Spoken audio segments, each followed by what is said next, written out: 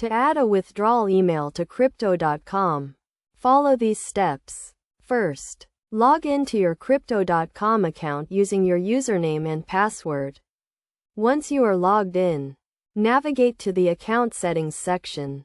This can be found by clicking on your profile picture or username at the top right corner of the page. In the Account Settings section, click on the Security option from the menu. This will take you to a page where you can manage various security settings for your account. Look for the Withdrawal email option and click on it.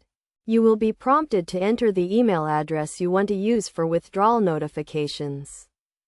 Enter the email address and click on the Add Email button. You will then receive a verification email sent to the email address you just added. Open the email and click on the verification link to confirm the email address. Once the email is verified, it will be added to your account as a withdrawal email.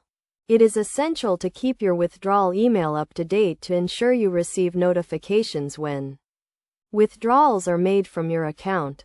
This adds an extra layer of security to your account and helps prevent unauthorized transactions. Make sure to use a secure email address that is not shared with anyone else. After adding the withdrawal email, review your account settings to ensure everything is correct.